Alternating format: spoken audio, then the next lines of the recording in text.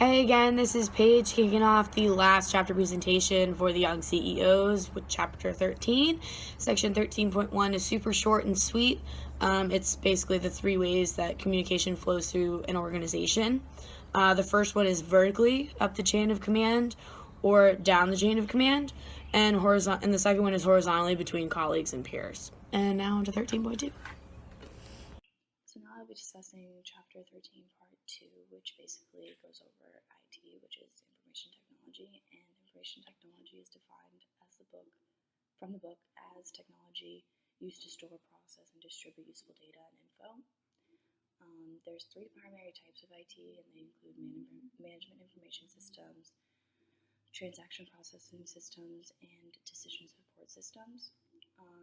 Transaction processing systems is used by managers to record routine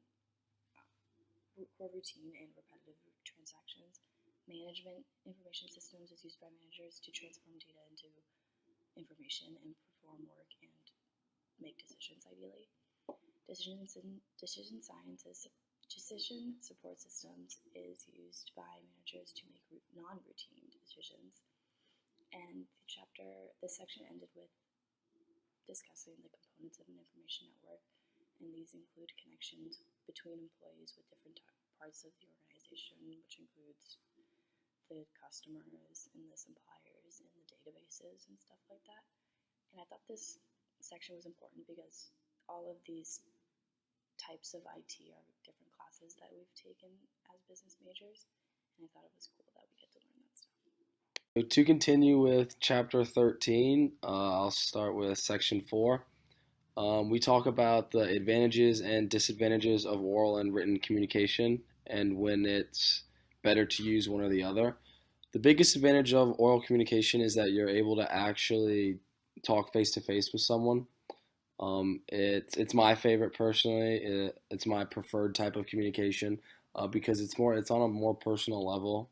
Of course, the downside is that there's no way to record or look back on the conversation except for memory. Written communication, however, does show record of the conversation, and in most cases, it's easiest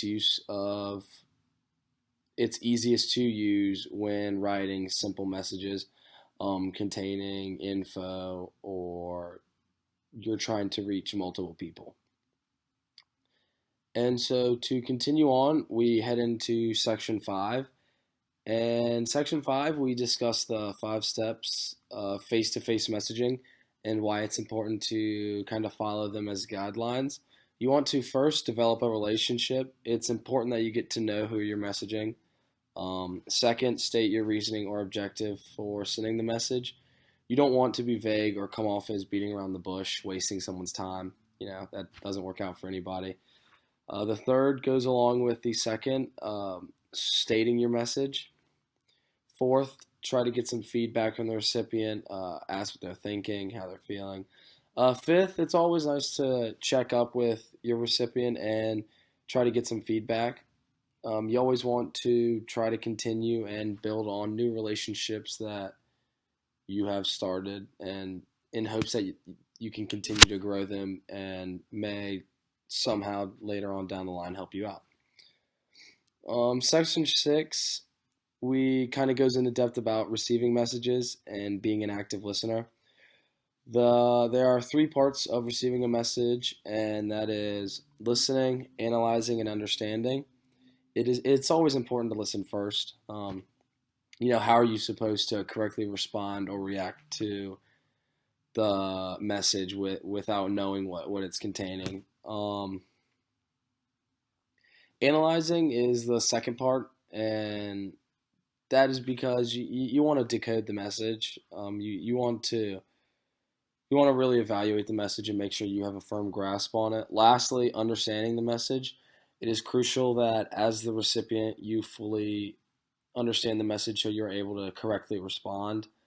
All of these parts are put into place so that you can be an effective listener. You can give the messenger your full attention and show that you care. And then to continue on to the last section with section 7, it talks about ways to handle different people and responding with the appropriate message. Everyone's different. There's no two scenarios, so you may have to, where one style may have worked one time, then another time you may have to use something different. It's important to remember to always be compassionate, no matter if you're the sender or the receiver. And those 5 styles, when responding to someone, they are advising, diverting, probing, reassuring, and reflecting. Each are their own category, and each have their own appropriate time for use.